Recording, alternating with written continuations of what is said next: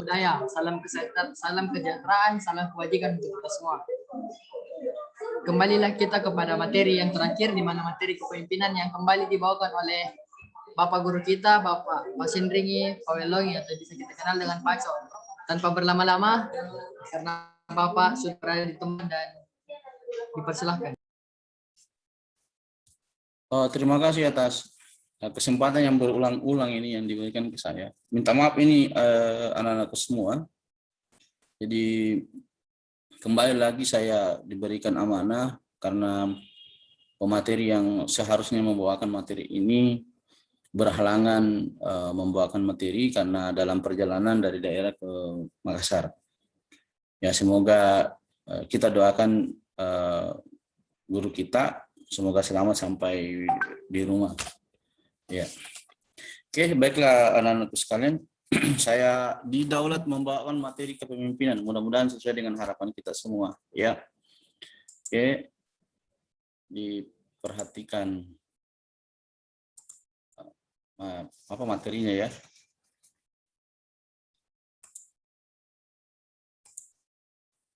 Oke.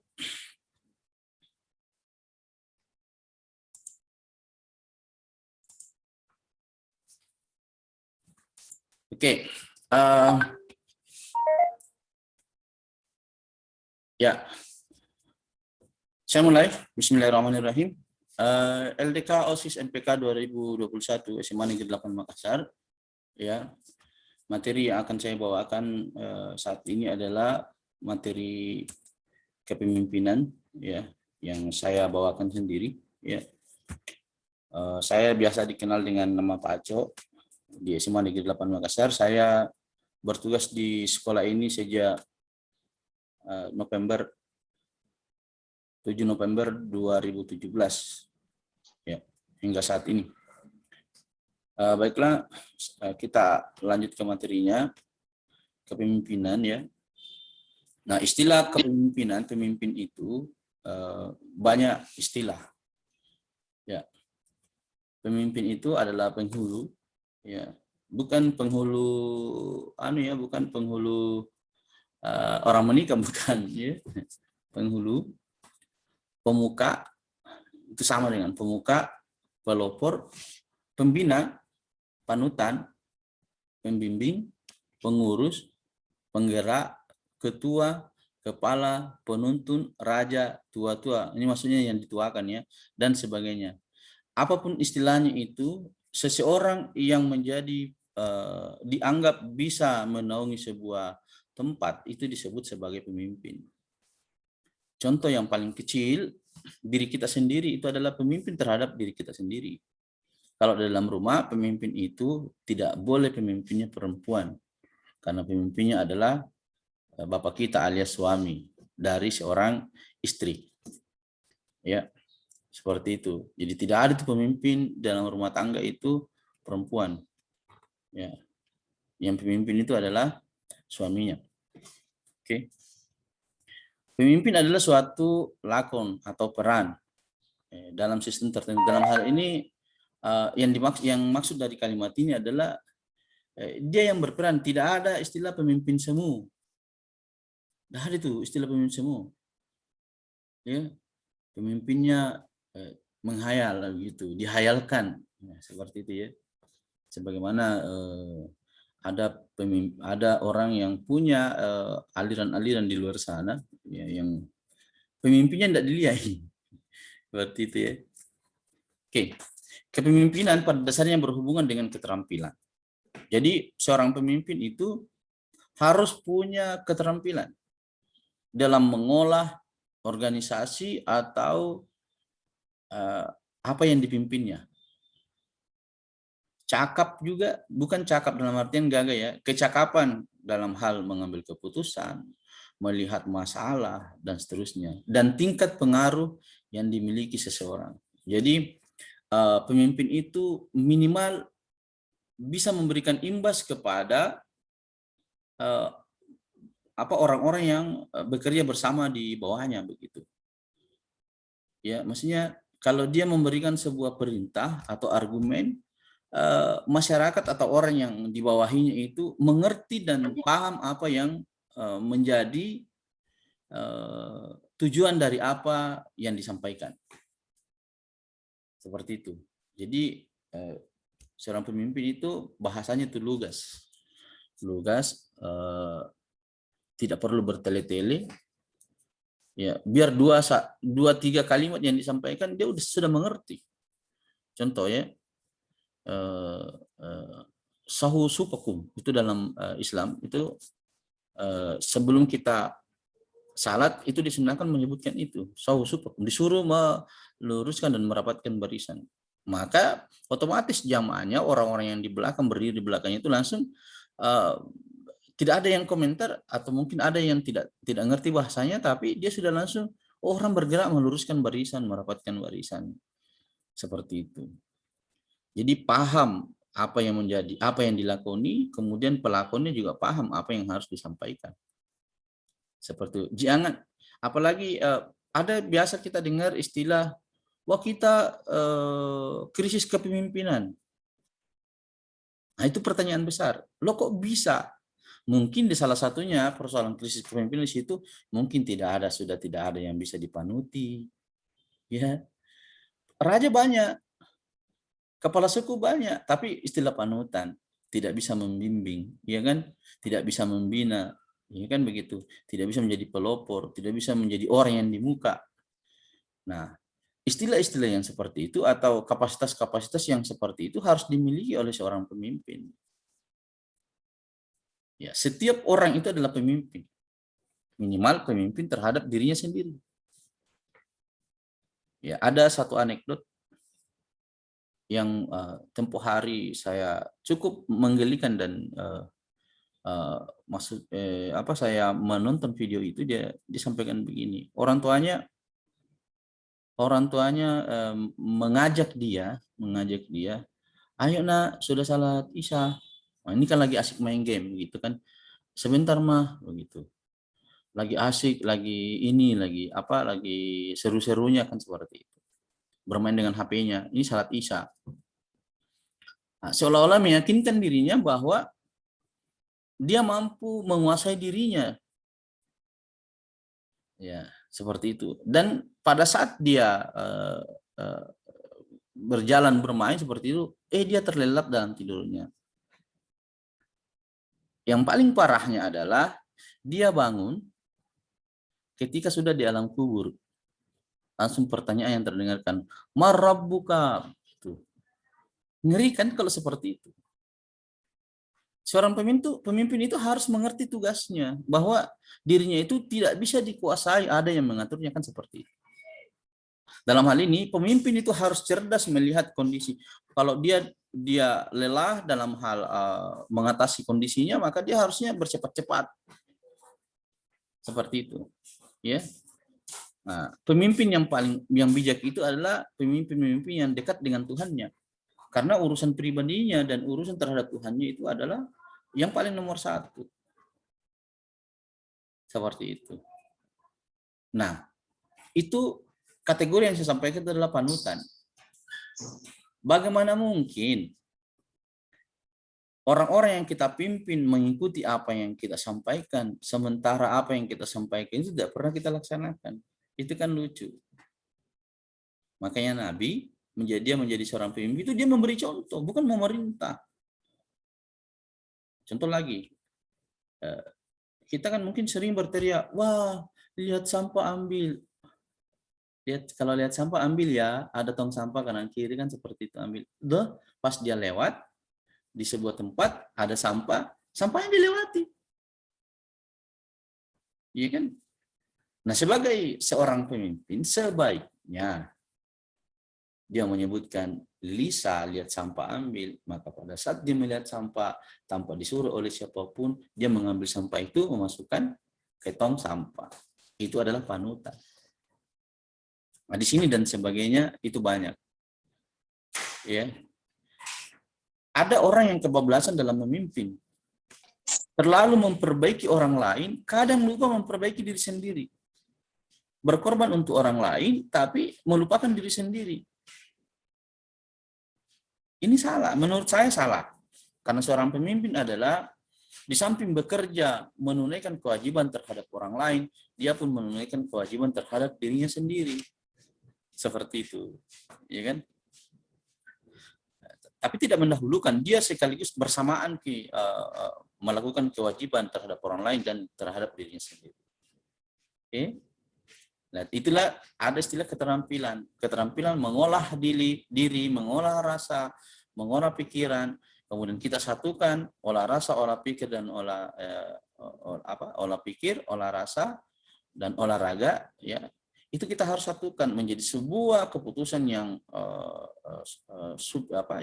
sangat luar biasa, tidak kontradiktif, ya. Kan ada orang berkata baik-baik, kalau di sekolah baik-baik, halo ini, pas sampai di rumahnya, luar biasa besar suaranya terhadap orang tuanya. Ini lucu, ya kan? Baik terhadap orang lain, tapi orang lain yang lainnya dia tidak baik. Baik ya baik sepenuhnya.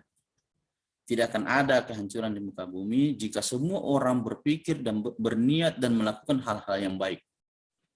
Dari hal yang kecil. Oke, lanjut ya. Lanjut.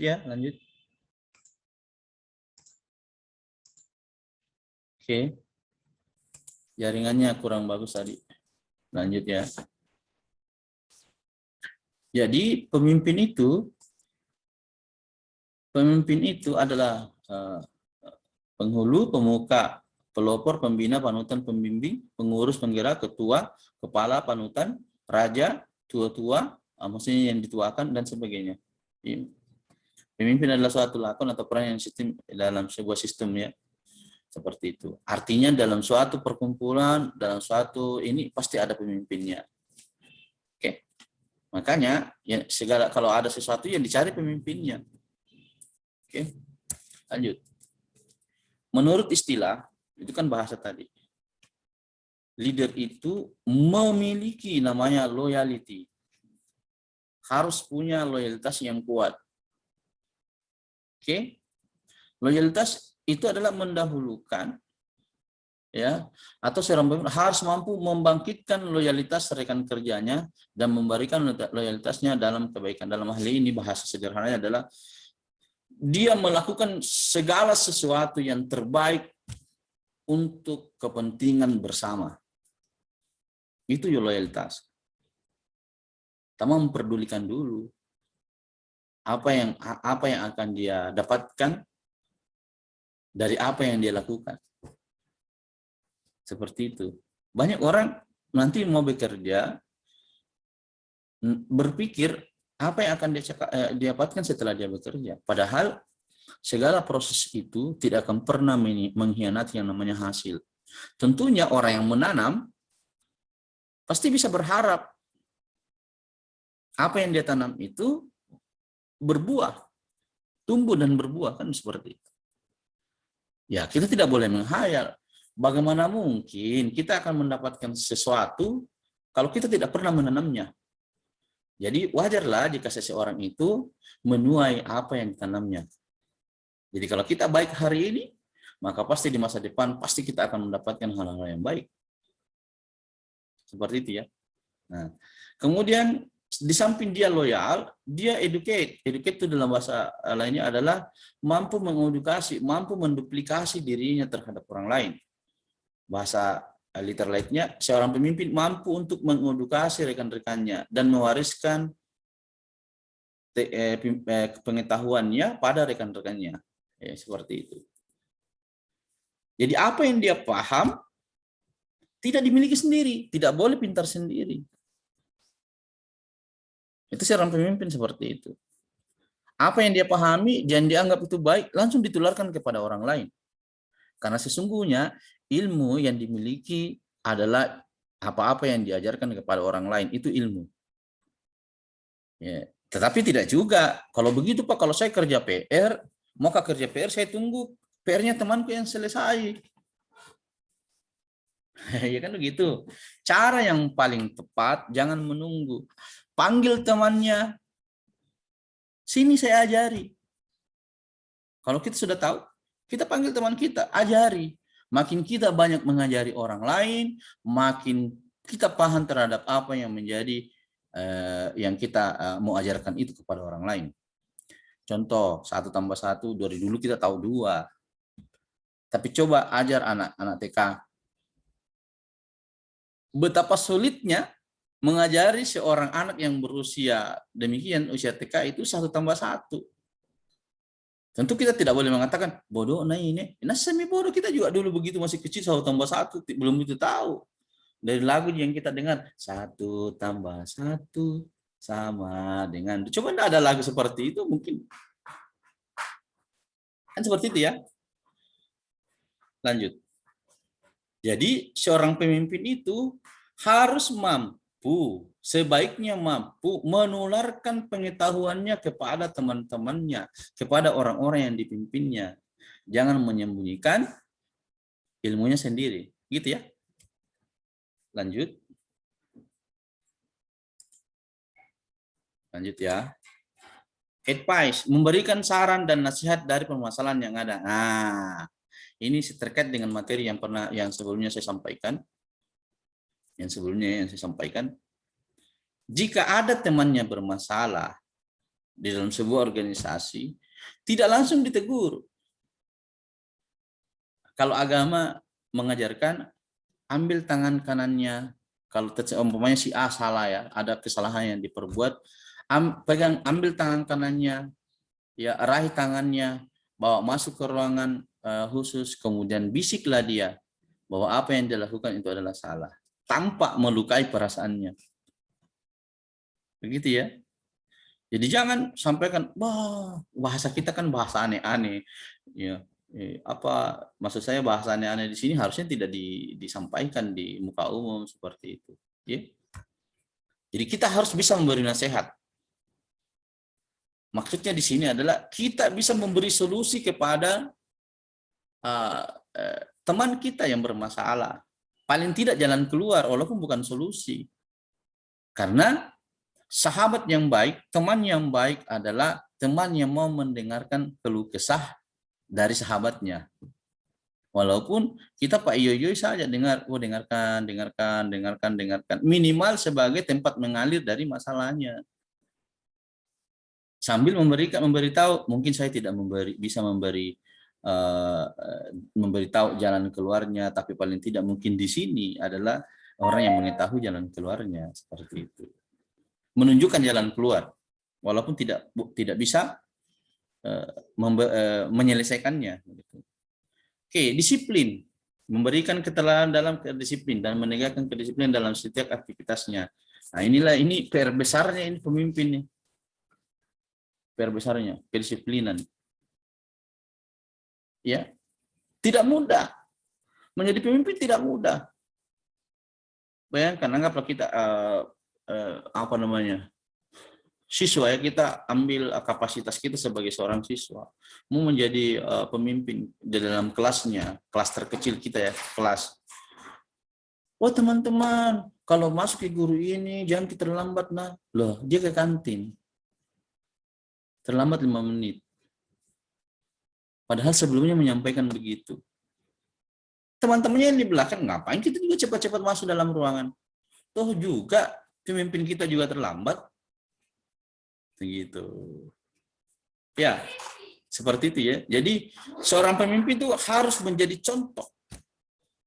Yang paling fatalnya itu adalah kalau dia memberikan contoh yang buruk. Begitu ya. Jadi kedisiplinan. Ini terkait dengan tata tertib. Kedisiplinan waktu, ya datang ke sekolah. Perlu saya ingatkan lagi, di sekolah kita kalau new normal itu 7.15 masuk sekolah, ya jam 16.00 itu baru pulang. Ya kalau saya tidak salah dengar, pimpinan kita itu akan mencoba suatu sistem baru, disiplin positif. Kemudian sebaiknya siswa bawa tumbler sendiri. Kantin mungkin akan diminta untuk tidak menjual air gelas ya, karena sumber sampah. ya kan? Bawa tumbler sendiri, air minum sendiri. Kalau perlu bawa makanan sendiri. Siapa tahu mau berbagi sama temannya, ya kan? Tapi jangan bilang kalau di sekolah kita ada ayah bunda ya. Ya itu biasa ayah bunda. Oh ya nanti saya masakkan, bawakan nasi goreng. Enak jadi enak itu jadi ayah, ya kan? Seperti itu. Ya, jangan ya. Oke, lanjut ya. Tugas pemimpin. Paling pertama, pemimpin bekerja dengan orang lain. Nah, Samedi, karena tidak bisa bekerja sendiri. Bisa ketua amunah.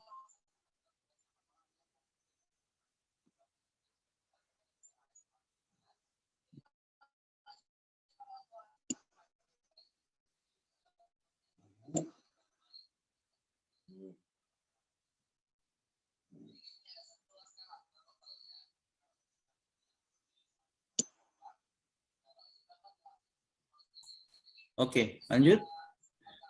Tugas pemimpin. Pemimpin bekerja dengan orang lain. Tidak mungkin bekerja sendiri. Seorang pemimpin bertanggung jawab untuk bekerja dengan orang lain, salah satu dengan atasannya. Ya. Salah satunya itu dengan atasannya. Ya pasti kalau ada pemimpin ada atasannya ya. Staf, teman, teman sekerja ya, atau atasan lain dalam organisasi sebaik orang di luar organisasi. Maksudnya di sini adalah mampu bekerja dengan orang-orang yang ada di sekitarnya. Ya, seperti itu. Selanjutnya, pemimpin adalah tanggung jawab dan mempertanggungjawabkan akuntabilitas. Jadi dari apa yang dia kerja. Walaupun mungkin dalam bekerja itu dibantu dengan teman-temannya, contoh wakil ketuanya, bendaharanya, sekretarisnya, dalam hal akuntabilitas. Seorang pemimpin bertanggung jawab untuk menyusun tugas, menjalankan tugas, mengadakan evaluasi untuk mencapai outcome yang terbaik. Pemimpin bertanggung jawab untuk kesuksesan stafnya tanpa kegagalan. Jadi dalam hal ini, menjadi seorang pemimpin itu harus tahu goals-nya apa yang kita mau. Apa tujuan akhir dari apa yang kita kerja. Kemudian setelah ada awal, ada goal, pasti ada yang menghubungkan di antara keduanya. Nah, itu namanya planning. Planning ini yang mengantar. Dibuatlah time schedule. Dari tanggal ini bla bla bla bla bla. Nah, mendengarkan laporan dari teman-teman yang bekerja bersama, bagaimana ini, sudah sampai di mana, sudah seperti itu. Tugas seorang pemimpin seperti itu. Kadang dia menjadi pemain pengganti. Peran pengganti terhadap apa yang menjadi bolongnya di timnya itu. Contoh, timnya saat itu lagi ada yang diketik begitu ya.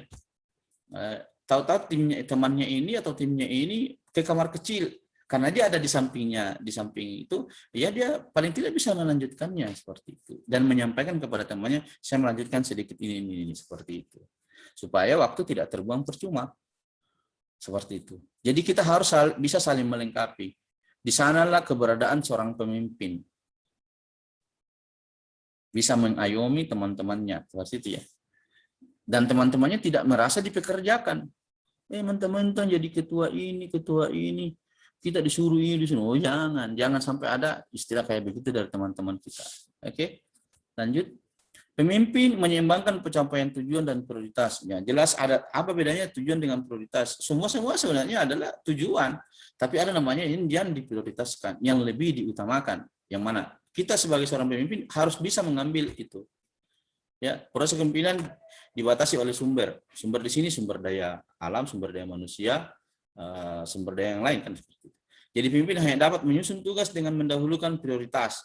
Oh ini yang lebih penting, ini yang lebih penting, ini yang lebih penting. Ini plan A, ini plan B, ini plan C. Tapi tidak bisa hanya sebagai plan A, plan B, plan C, harus dikomunikasikan dengan timnya.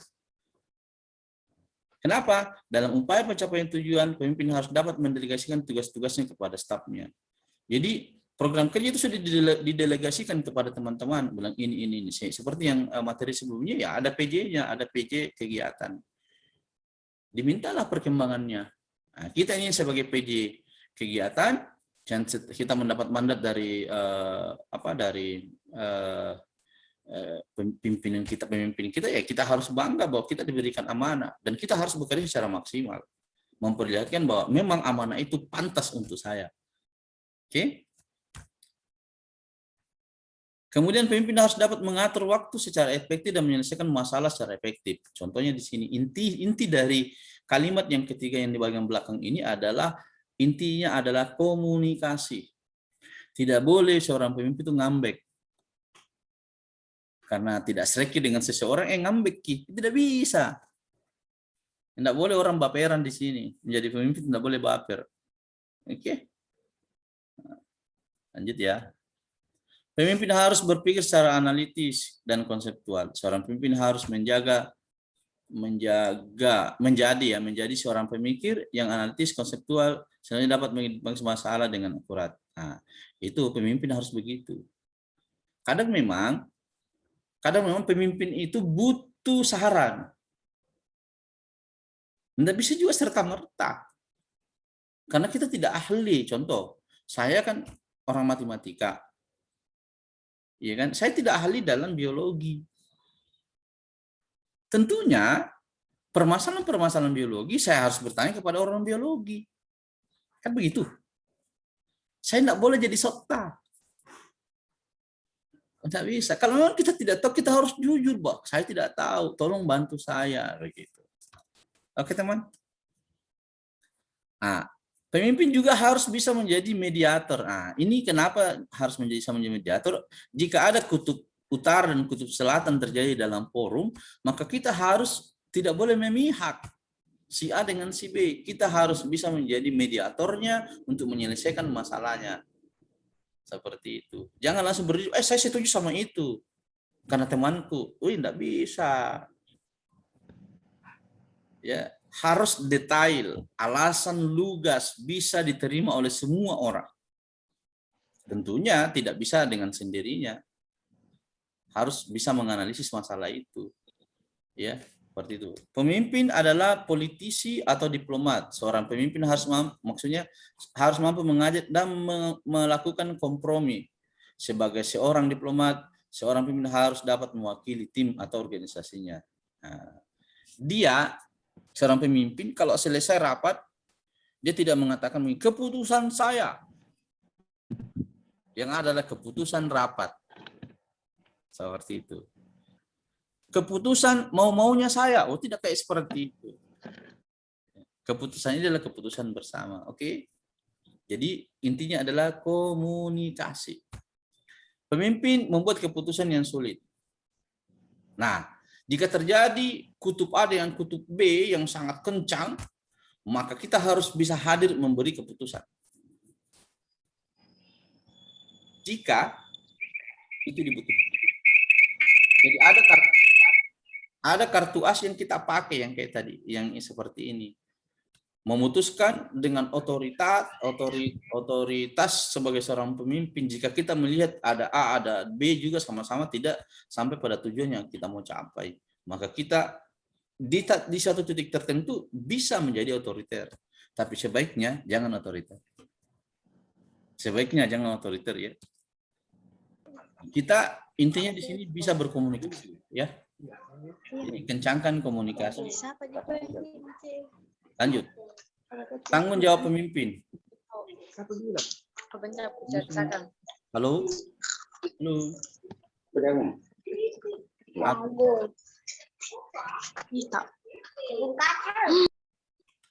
Halo. Sudah tidak ada yang bunyi ya? Tanggung jawab pemimpin bisa menyusun tugas. Maksudnya planning. Ya. Menjalankan tugas. Prosesnya. Mengadakan evaluasi. Iya. Harus, tidak bisa tidak. Mencapai tujuan. Kenapa harus ada ini mencapai tujuan? Ini kan semua rangkaian sebuah kegiatan. Ada rapat kerja. Tentu bukan hanya sekedar rapat kerja.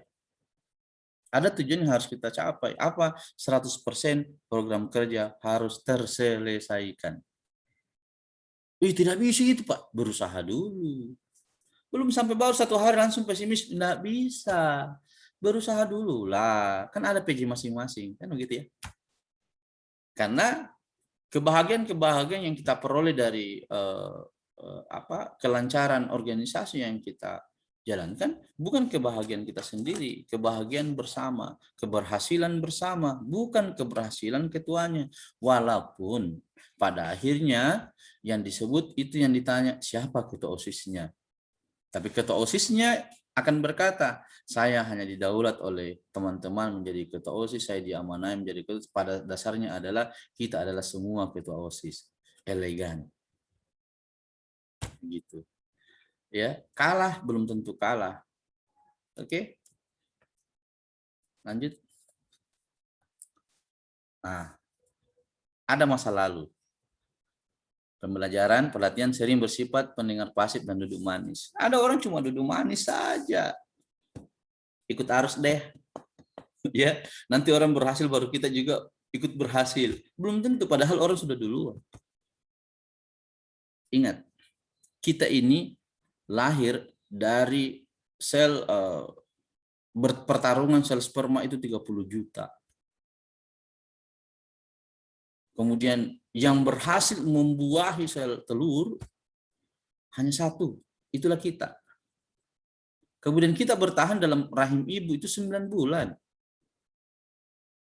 Yang mendapatkan pengajaran langsung dari Tuhan. Ya, pengasuhan dari Tuhan. Coba paham enggak? Ada enggak di antara kita yang bisa bertahan dalam air itu 10 menit sampai 15 menit sampai 20 menit? Tidak kan? Tapi kita di dalam rahim ibu, kita mampu bertahan 9 bulan. Ya kan? Satu rahim dengan ibu, ya, ada tali pusarnya seperti itu. Kemudian kita berenang-berenang di situ. Jadi kita ini berenang ulung. 9 bulan kita berenang dalam perutnya ibu kan. Ya. Nah, orang-orang yang berhenti belajar akan menjadi pemilik masa lalu. Jadi kalau berhenti belajar, ada orang kayak gini. Ada masalah tapi tidak mau menyelesaikan. Ada tugas yang dikasih oleh gurunya. Tugas ini sudah dikasih 3 bulan yang lalu. Tapi dari 3 bulan yang lalu sampai hari ini tidak diselesaikan. Itu tugas selesai tidak? Tentu tidak. Tugas itu sepanjang kita mau menyelesaikannya pasti selesai. Jadi orang yang gagal adalah pemilik masa lalu. Kenapa? Karena orang yang gagal itu akan menjadi pemilik masa lalu. Karena dia sudah berhenti belajar. Bah, sudah dah. Ya kan begitu. Orang-orang yang masih terus belajar akan menjadi pemilik masa depan. Walaupun di masa depan itu masih banyak hal-hal yang kita tidak tahu. Karena makin belajar orang, sesungguhnya makin bodoh. Makin banyak hal yang kita tidak tahu. Karena ilmu Tuhan itu luasnya bukan main. Oke, Bos? Lanjut. Orang yang gagal selalu mencari jalan untuk mengakhiri kesulitan. Ini banyak nih. Pas sami deh, biar begitu saya nilaiku. Toh juga begitu Ji ya itu. Ini namanya menghukumi diri sendiri. Padahal dia sudah harusnya masih berjuang. Ingat, orang yang berlari, orang yang sukses itu bukan kapan dia mulai. Ya, orang yang berlari adalah orang yang sampai ke garis finish. Itulah pemenangnya. Terserah dia terlambat atau dia menjadi orang yang nomor 1. Pemenang adalah yang bergerak dari start sampai di garis finish. Sementara orang yang sukses selalu menerjang kesulitan untuk menggapai kesuksesan. Nas sami bos. Mungkin berhasil, ya sudah. Tingginya itu pohon. Tidak akan tinggi itu pohon kalau kita manjaki. Kita panjaki itu pohon tidak akan tinggi. Kenapa? Tingginya makin berkurang.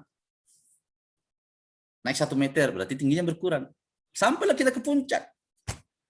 Kemudian kita di puncak akan berkata apa? Wah, pohon ini tidak tinggi. Karena saya lebih tinggi dari pohonnya. Iya toh? Oke, lanjut.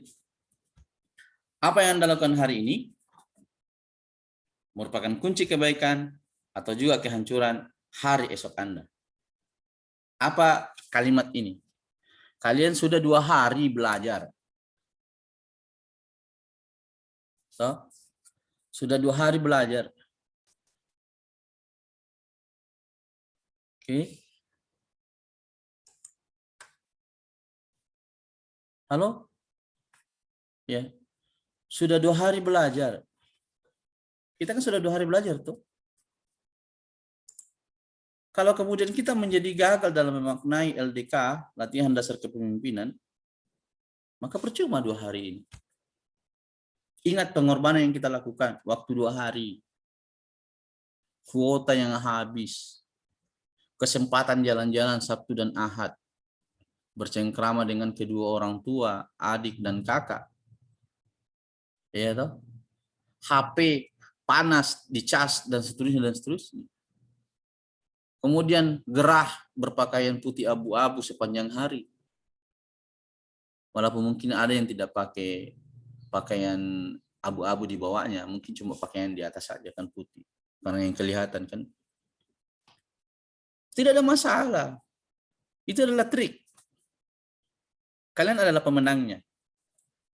Karena kalian berada sampai akhir kan begitu. Ya. Pesan saya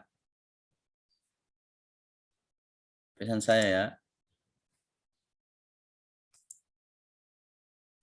saya, jangan sia-siakan waktu yang kalian lakukan selama 2 hari ini. Kalian adalah anak-anak terbaik. Ya. Saya tidak tahu masa depan Anda seperti apa. Siapa tahu di antara kita yang menjadi peserta saat ini, itu ada yang menjadi seorang wali kota, bupati, gubernur, wakil gubernur, bahkan mungkin jadi seorang presiden. Siapa yang sangka? Siapa yang mengira? Ya. Dan semoga saja apa yang menjadi materi kita hari ini bisa bermanfaat untuk di masa depan. Karena seorang pemimpin adalah pemenang. Oke bos, pemimpin itu bukan mengeluh. Pemimpin bisa mengayomi, bisa memberi solusi, bisa menjadi panutan, bisa jadi pemimpin, dan bisa menjadi sesuatu yang terbaik di masa depan. Oke? Terima kasih atas perhatiannya. Mungkin sebentar akan dilalui dengan banyak pertanyaan. Terima kasih PJ. Assalamualaikum warahmatullahi wabarakatuh. Waalaikumsalam.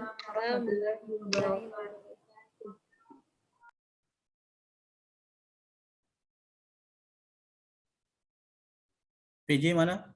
Ada yang mau bertanya, nak? Bagi yang mau bertanya, silakan raise hand.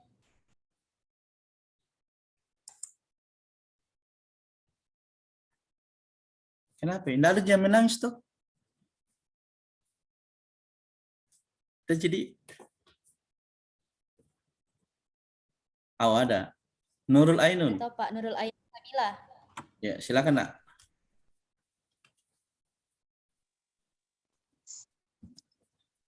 Ya Pak, jadi pertanyaan saya, dalam setiap orang yang ingin menjadi pemimpin, mengapa seorang calon pemimpin tersebut memerlukan pelatihan kepemimpinan?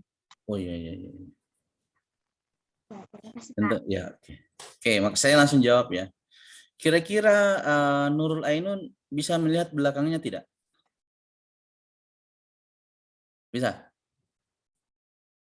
Bisa tidak? Tidak bisa ya? Bisa. Bagian belakang punggung kita bisa tidak dilihat? Nah, sekarang. Ada yang pernah ke tukang cukur? Ada yang pernah melihat tukang cukur? Di tukang cukur yang bagus itu punya cermin di depan dan di belakang. Sehingga pelanggannya itu tahu bagian belakangnya. Artinya apa?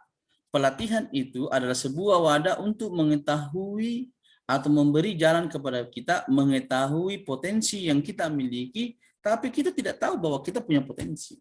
Siapa yang mengangkatnya? Orang-orang di sekitar kita. Begitu. Contoh ya. Ainun kan sudah berani mengungkapkan kalimat, berbicara, berpendapat kan? Seperti itu. Itu adalah sesuatu hal yang sangat luar biasa menurut saya. Andai kata tidak ada pelatihan, retorika, ada gaya bahasa dan seterusnya, kemungkinan seorang Nurul Ainun ya biasa-biasa saja. Mengapa dibutuhkan pelatihan? Setiap kesempatan adalah belajar.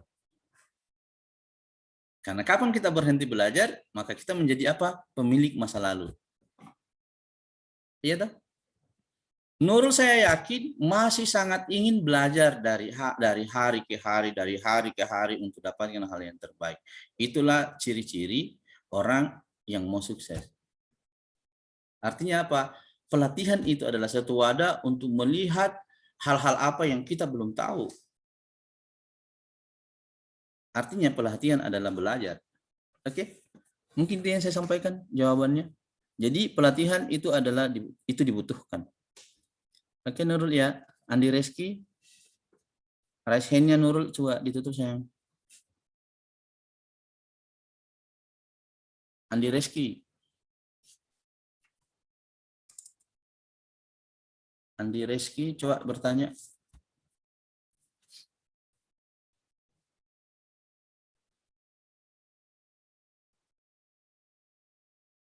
Halo Andi Reski, dipersilakan bertanya saya, Dek.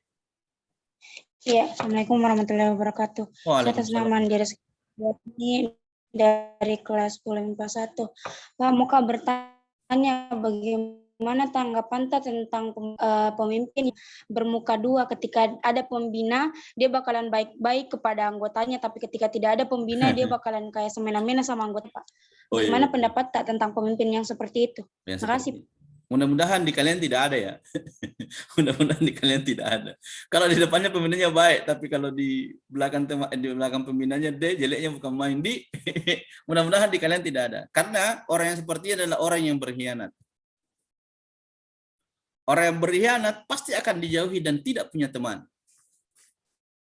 Hari ini dia menang, belum tentu besok dia menjadi pemenangnya. Tanggapan saya adalah acukan saja. Kenapa diajukan? Kita jangan menghabiskan waktu bersama dengan orang-orang seperti ini. Nah, bagaimana kalau dia adalah pemimpin kita? Tidak masalah. Kalau pemimpin kita tidak baik, maka kewajiban kita berbuat baik. Karena tujuan organisasi kita adalah bukan hanya sekedar pemimpin yang menjadi pemilik organisasi itu. Seperti itu ya. Organisasi itu adalah milik kita bersama, bukan milik ketua. Maka jika ada yang mencoba melubangi perahu organisasi ini, maka tunggu kehancuran bersama. Begitu toh? Ya. Yang sederhananya adalah biasa memang ada kadang-kala seperti itu. Tapi kita tidak akan mau mencoba menghabiskan waktu hanya mengurusi hal-hal yang seperti itu. Bisa disampaikan kepada pembina organisasi kita, tapi jangan menyebutkan namanya. Ada orang Pak seperti ini, ada orang Bu seperti ini di organisasi kami. Sebaiknya tolong dibahasakan dengan baik dalam satu forum supaya sadar. Tugas kita adalah menasihati. Seperti itu. Ya. Jangan pernah berhenti menasihati orang lain jika itu baik. Karena agama sendiri itu adalah nasihat. Oke, tidak akan merugi seseorang yang menasihati orang lain. Tapi yang merugi adalah orang yang tidak mau mendengarkan nasihat. Karena belum tentu nasihat itu datang kembali kepada dia kemudian hari. Oke. Jadi menjadi seorang pemimpin harus tahu diri bahwa apa yang disampaikan itu salah. Kalau memang salah, sampaikan itu adalah salah. Itu adalah pemimpin. Mengakui kebenarannya jika itu benar dan mengakui kesalahan kalau itu salah. Walaupun kita tahu efek dari setiap kesalahan yang diperbuat oleh seorang pemimpin, dia akan bertanggung jawab terhadap apa yang dilakukannya. Seperti itu. Oke, mungkin itu bisa menjawab untuk Andi Reski. Jadi bisa disampaikan kepada pembinanya jika ada hal yang demikian. walaupun tidak menyebut nama. Seperti itu ya. Supaya selesai masalahnya. Gitu. Ya. Laude, mau bertanya Laude? Iya Pak, mau bertanya perbedaan kepemimpinan dan pemimpin. Terus juga bagaimana cara menunjukkan ke orang lain kalau kita punya jiwa kepemimpinan. Oh begini, mengerti jadi gaya bahasa atau kalau pemimpin orangnya, kalau kepemimpinan adalah karakter yang dibawa oleh pemimpin itu. Ya, pemimpin itu orangnya, subjek. Kepemimpinan adalah sifatnya, ya kan? Jadi kalau kita menyebut pemimpinnya, pemimpin berarti orang yang kita tunjuk. Bagaimana kepemimpinannya? Berarti kita bertanya tentang bagaimana cara orang itu memimpin. Berarti karakter. Oke, jelas ya. Pertanyaan keduanya apa, Lode? Tadi? Bagaimana cara menunjukkan ke orang lain kalau kita punya jiwa kepemimpinan? Menunjukkan ke orang lain itu tidak perlu memanggil orang. Weh, lihat ke saya. Enggak. Menunjukkan orang lain adalah membuat habit sendiri. Kita memang sudah seperti itu. Contoh ya. Tiba waktu salat, kita salat. Oke? Ada sampah yang kita lihat, tidak perlu memerintah, langsung kita ambil. Karena seseorang yang menjadi pemimpin besar di masa depan adalah tidak perlu menilai orang lain apa yang kita lakukan. Nilailah diri sendiri kalau hal positif ya. Nilai diri sendiri bahwa apa yang kita lakukan itu sangat bermanfaat untuk diri sendiri. Contoh saya penganut Muslim, penganut Islam ya. Di dalam hadis disebutkan ya saya tidak saya memahami suatu hadis bahwa jarum dari api neraka lebih baik ditusukkan ke kepala kita daripada kita disentuh oleh perempuan yang bukan mahram kita, laki-laki. Saya pahami itu. Dan itu hadis Nabi kan seperti itu ya. Ini saya tidak mengatakan bahwa wah Pak coba hari ini radikal. Oh no. Saya tidak radikal. Saya mencoba menjalankan apa yang saya pahami. Kalau orang lain tidak mau menjalankannya ya silahkan saja kan seperti itu. Ya kan? Kemudian ya minta maaf kepada adik-adik sekalian yang selama mungkin ada yang mau bersalaman dengan saya yang selama sebelum pandemi juga ya mungkin akan memahami bahwa oh Pak Acus karakternya seperti itu. Menunjukkan ke orang lain itu tidak perlu dengan berteriak. Wah saya Nurul Ainun, saya cantik loh. Enggak perlu. Ya saya Nabila, saya cantik loh. Tidak perlu. Enggak perlu. Cukup dengan apa? Dengan karakter kita menjadi seorang perempuan yang sejati. Seperti itu. Sama juga Laude. Saya gagal loh. Enggak mungkin saya bilang cantik.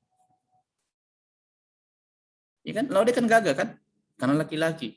Bayangkan kalau saya bilang, wih cantik lah Laude. Kan salah. Ya kan? Salah kan? Bukan pada tempatnya. Jadi menunjukkan bahwa kita punya karakter kepemimpinan adalah dengan melakukannya sendiri, memberi contoh. Kan sifat-sifat kepemimpinan kan banyak. Tidak selamanya orang yang bisa bicara di depan orang banyak disebut pemimpin. Banyak orator, tapi bukan pemimpin. Banyak pemimpin tidak pernah bersuara. Ya kan? Banyak pemimpin tidak perlu bersuara.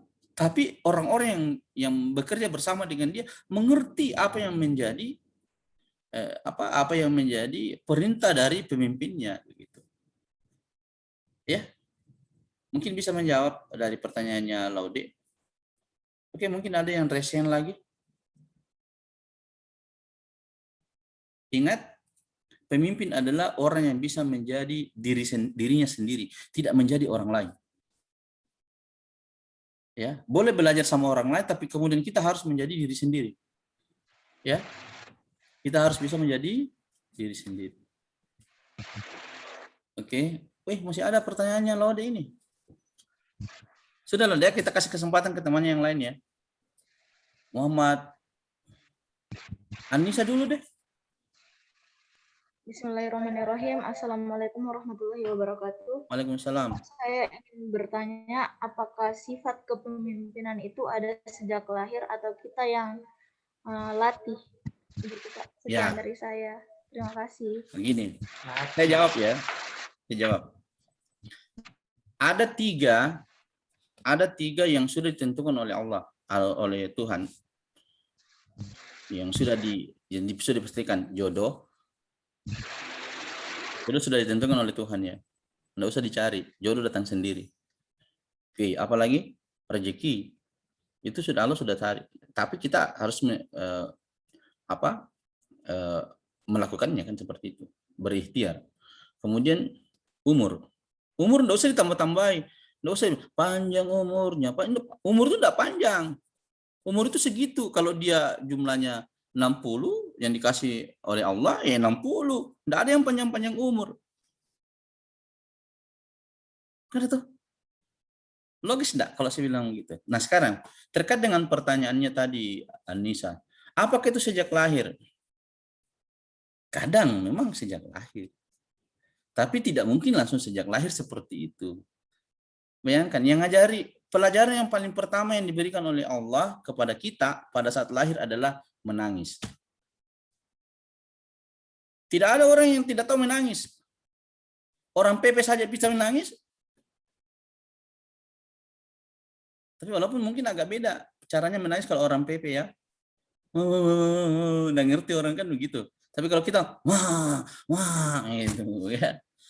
Jadi itu pelajaran. Nggak perlu diajari orang menangis.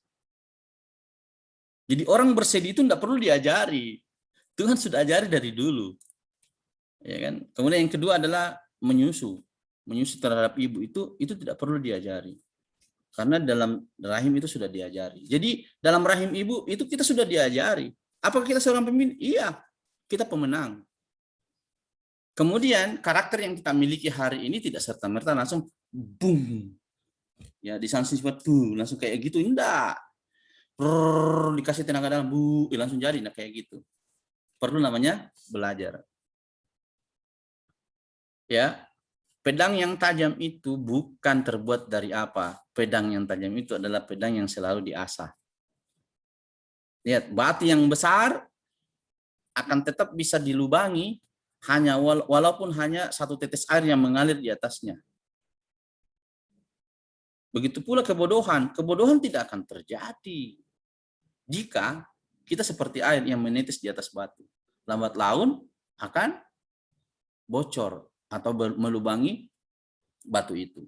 Jadi kalau dikaitkan dengan pertanyaannya, apakah sejak lahir? Ya, sejak lahir sifat kepemimpinan ada, tapi perlu diasah. Contoh, tidak takut jatuh. Ya, orang usia 1, 2, 3 tahun itu tidak peduli jatuh ke sana kemari, masih berdiri lagi. Iya toh?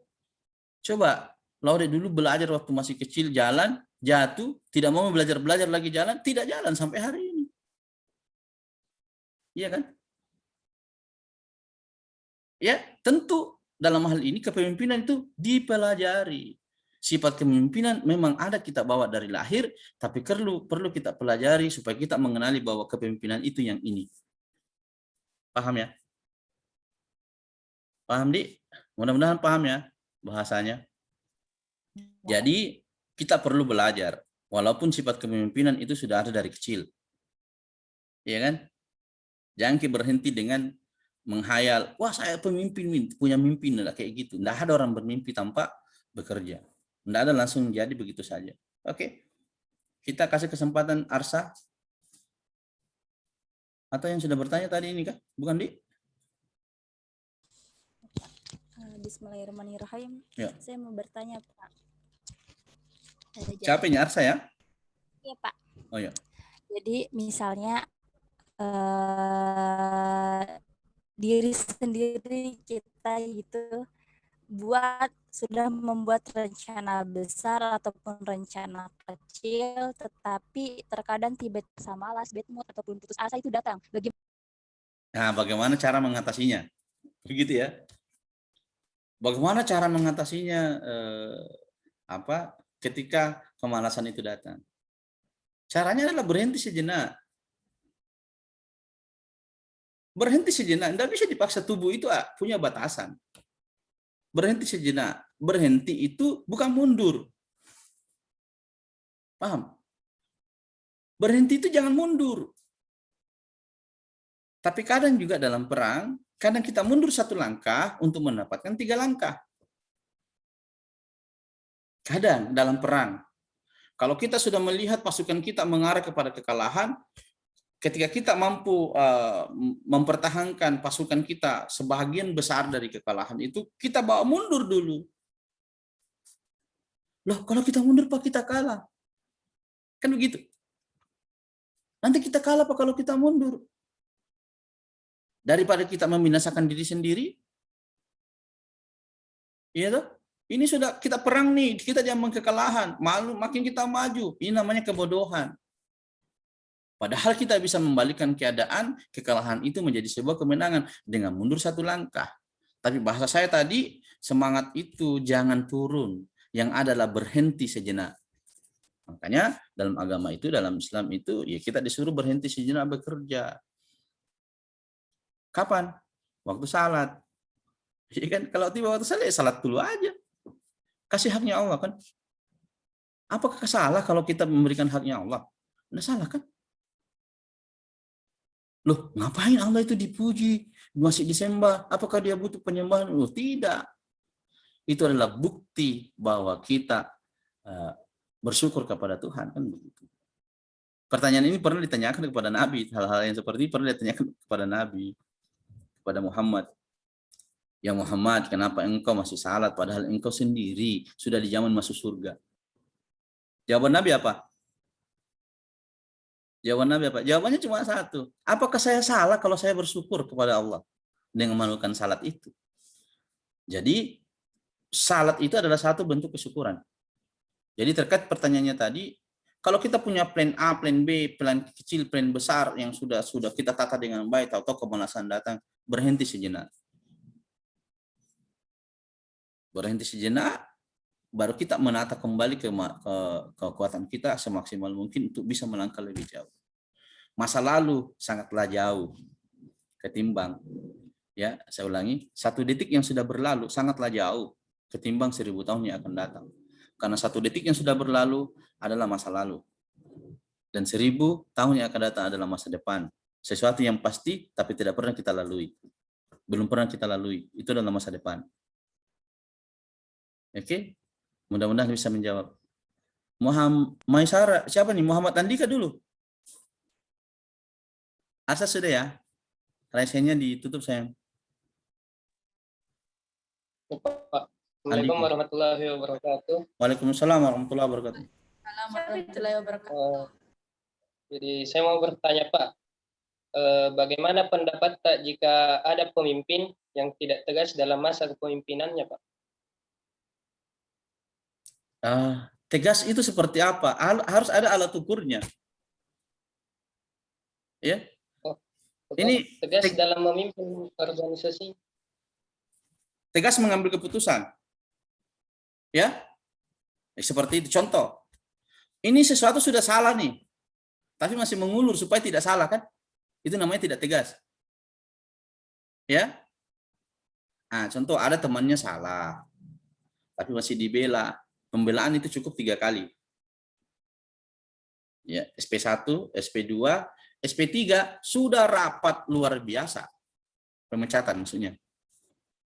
Tapi ternyata pemimpin ini dia tidak mau mengambil karena mungkin teman baiknya. Iya kan? Pemecatan, anggaplah begitu pemecatan. Masa teman baik saya harus saya pecat? Berarti dia sudah berkhianat. Pemimpin ini tidak bisa dilanjutkan. Tapi kita mesti tanya dulu, apa alasannya dia mempertahankan seseorang? Kita harus tanya dulu, apa alasan Anda, apa alasan engkau, wahai pemimpinku, sehingga engkau begini-gini. Diterima alasannya. Tapi sebagai warga negara yang baik, maka sebaiknya kita tetap menerima pemimpin-pemimpin kita yang menurut kita tidak tegas, tapi sesungguhnya tegas. Lihat. Kesabaran Nabi Musa itu 40 tahun terhadap Fir'aun. Kesabarannya itulah yang berbuah terhadap keberhasilan Musa menaklukkan Fir'aun. Bukan karena pintarnya Fir'aun, bukan. Karena Tuhan sudah menginginkan. Seperti itu ya. Tuhan sudah menginginkan. Dan kita ini ya, kita berada di, kalau kita mendengar ada orang yang tidak tegas, belum tentu juga. Karena alat ukurnya itu harus ada, harus jelas alat ukurnya. Seperti itu. Sebagaimana alat ukur yang lain. Seperti itu ya. Mungkin bagi kita tidak tegas, tapi bagi orang lain tegas. Berarti alat ukurnya berbeda. Kan begitu. Tapi sesungguhnya orang-orang yang menurut orang itu tidak tegas atau orang yang tegas hampir dua sisi yang sebenarnya berbeda tapi sama. Pemimpin itu ketika dia membuat keputusan dia sudah memikirkan A, B, C, D. Opsi A, opsi B, opsi C, opsi D. Mana opsi yang paling sedikit mudaratnya itu yang diambil. Itu ya. Jadi kalau pendapat saya ya bergantung alat ukurnya seperti apa tentang ketegasan itu sendiri. Tapi di dalam sebuah organisasi kita menjadi seorang pemimpin dikala itu memang sudah betul-betul salah, sudah dilirik dari A, B, C, D, segala penjuru tentang kesalahan yang dibuat oleh seseorang, maka kita harus menyatakan bahwa ini adalah salah. Seperti itu. Kita tidak boleh berlindung di balik itu teman kita, teman saya, sahabat sejati saya, itu tidak boleh. Dalam hal ini ketika kita berada pada konsekuensi berpikir tentang kemaslahatan organisasi yang kita punya, ya kita harus abaikan tentang masalah-masalah pribadi kita seperti itu. Ya, semoga saja kalian menjadi pemimpin-pemimpin luar biasa di masa depan. Ya, seperti itu. Kemudian kita dengar Arham Ghani ini masih dari tadi kau dong angkat tangan, raise hand. Ya, Arham Ghani. Assalamualaikum warahmatullahi wabarakatuh. Ya. Pak, mau bertanya Pak, hal-hal apa saja yang harus dilakukan agar seorang pemimpin selalu dapat bekerja sama dengan baik dengan anggotanya? Oh, ya, kalau bahasa saya sederhana, bisa menjadi pendengar yang baik. Itu sederhana kalimatnya, tapi mengandung kalimatnya sangat luar biasa. Bisa menjadi pendengar yang baik. Maksudnya apa? Setiap keluhan dari orang yang kita pimpin itu kita dengar. Walaupun bukan langsung memberikan sebuah keputusan. Nah, di mana kita bahasakan nanti terhadap apa yang kita dengar itu, ya dibawa ke forum. Kenapa mesti dibawa ke forum? Karena bahasa itu menjadi bahasa pribadi akan berubah menjadi bahasa umum ketika kita masuk di forum. Ya. Menjadi bahasa umum, keputusan bersama, bukan keputusan seorang pemimpin, keputusan bersama. Nah, dalam hal ini kita harus punya loyalitas, integritas. Ya, hal-hal apa saja ya banyak yang harus kita tahu. Menjadi pendengar yang baik, punya loyalitas terhadap organisasi, ya, punya tujuan yang jelas, punya visi, seperti itu, bisa menjadi contoh. Kan itu tadi yang ada beberapa item yang saya sebutkan. Itu walaupun itu masih terhitung sedikit, masih banyak yang lain. Oke. Jadi yang pastinya adalah jadilah diri sendiri, jangan menjadi orang lain. Tentunya untuk menjadi diri sendiri banyak belajar. Supaya arham adalah arham, bukan menjadi yang lain. Ya, tipikal kepemimpinan arham ya adalah arham, bukan kepemimpinan orang lain. Oke, bagaimana cara menunjukkannya? Ya, latih diri kita menjadi orang yang hebat. Misal bikin plan A, ini yang saya harus kerja hari ini. Ya kerja. Ya, kalau kita sudah jenuh Pak, ya sudah, kita istirahat dulu. ya kan? Sebagaimana jagonya kita Mobile Legend, FF, ya jagonya bukan main. Bahkan tutup mata saja udah tahu ini kanan ini kiri, nembak kanan nembak kiri, biar temannya juga ditembak. Ya siapa suruh di situ? Ya seperti itu. Ya, tapi pilihlah kegiatan-kegiatan yang tidak menyita waktu yang terlalu banyak. Ya, maksud saya adalah ya kita pilih-pilih kegiatan juga, ya kan seperti itu. Oke, Arham. Maisara, tinggal satu pertanyaan lagi ya. Maisara. Ya Pak, bagaimana pendapat Kak mengenai orang yang tidak pandai bersosialisasi, tapi memiliki jiwa atau cara berpikir yang konseptual dan analitis? Nah, sekarang saya tanya balik Maisara ya. Bagaimana caranya seorang perokok berhenti merokok? Melatih diri. Melatih diri ya, kalau bahasa saya sederhana. Kalau seorang perokok mau berhenti merokok gampang sekali. Bagaimana caranya Pak? Ya jangan merokok. Gitu, simple tuh. Simple kan? Pak, bagaimana kalau ada teman B, dia punya konsep bagus tapi tidak tahu bicara depan, dia harus bicara di depan umum. Bagaimana cara? Dia harus bicara, melatih dirinya mulai dari depan cermin, walaupun baca teks dulu ya, baca teks dulu. Assalamualaikum warahmatullahi wabarakatuh, ya, kan begitu disebutkan. Dia baca, kan seperti sampai Waalaikumsalam warahmatullahi wabarakatuh. Nah, atau didahului dengan kayak begini. Jadi intinya adalah melatih diri ya. Ini kan pelatihan. Ya kita harus melatih diri. Kita tulis, minta maaf Pak, saya mau bertanya, tapi saya baca tulisan saya Pak. Begitu, ya bisa saya begitu, tidak ada masalah. Itu adalah style kita. Tapi tidak ada, ingat, langkah 1000 itu tidak akan terjadi tanpa dimulai dengan langkah 1. Orang yang bodoh adalah orang yang hanya berdiam diri di tempatnya. Menghayal, finish di ujung sana, tapi berdiri terus. Kapan sampainya di finish? Pernah nonton Upin Ipin yang Arnab itu lawan dengan kura-kura? Saking sombongnya seorang Arnab atau kelinci itu, saking sombongnya tidak melihat kura-kura, akhirnya dia tunggu di dekat finish. Ya toh? Ditunggu di dekat finish, akhirnya tunggu ketiduran. Si kura-kura punya kekuatan yang sangat bagus, punya kepercayaan diri yang sangat bagus. Saya tidak peduli di mana itu finish, yang jelas saya terus berlari sampai di finish. Saya sudah akui diri saya kalah karena memang kecepatan saya segini. Tapi kemudian dia terus berlari. Berlari. Akhirnya dia menjadi juara. Orang kemudian tidak percaya. Ini saya juara. Gitu. Kura-kura juara pada kejadian itu. Jadi kemudian menjadi sebuah cerita bahwa kura-kura pernah menjadi pemenang berlari antara kura-kura dan kelinci itu. Itu kejadian. Gitu ya. Ya. Maisara akan menjadi seorang yang akan menjadi pintar dalam berdiplomasi ketika belajar berdiplomasi. Kalau orang mengatakan, padahal dulu tuh itu Maisara itu datang bicara, itu kan dulu.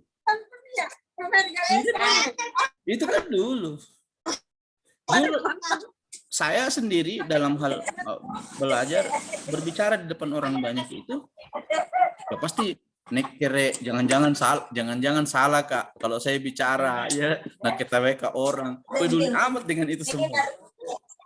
Kalau kita sudah menunjukkan Assalamualaikum warahmatullahi wabarakatuh, baiklah Bapak Ibu sekalian, saudara-saudara sekalian, saya akan mencoba membacakan pendapat saya begitu. Kalau sudah tidak, sudah banyak referensi kalimat kata-kata yang kita punya ya apalagi kan begitu. Tapi ingat, seseorang akan punya language atau bahasa yang bagus ketika dia banyak membaca buku. Karena kosakata itu menunjang seseorang untuk berpendapat. Ya, banyak baca buku. Makanya mau ditanya, kita sudah berapa buku yang kita habiskan sampai tamat? Bukan setengah jalan, satu bab tutup, ambil buku yang baru, satu bab tutup, tidak ada selesainya. Tidak ada ilmu dari satu buku yang kita dapat. Mending kita menyelesaikan satu buku daripada banyak buku cuma satu bab, pendahuluan semua. Iya kan? Oke, mungkin itu bisa menjawab. Jadi jawabannya adalah berlatih. Ya, berlatih. Seseorang akan keluar dari belenggu ketidaktahuan ketika dia belajar. Jangan pedulikan dengan orang lain. Belajar saja. Ya, karena kapasitas itu kita lah yang membangun, bukan orang lain. Building kapasitas itu bukan orang lain yang membangun, tapi kita sendiri yang akan membangunnya. Oke, Bos. Selamat berjuang karena pasti kalian akan menjadi orang-orang hebat. Karena kalau saya layani pertanyaan ini mungkin makin banyak. Oke, adik-adik sekalian, karena waktu kita sempit, kita juga akan akhiri dalam waktu dekat. Mungkin ini yang saya bisa sampaikan kepada adik-adik sekalian. Mohon maaf atas segala kekurangan yang saya sampaikan. Assalamualaikum warahmatullahi wabarakatuh. Waalaikumsalam warahmatullahi wabarakatuh.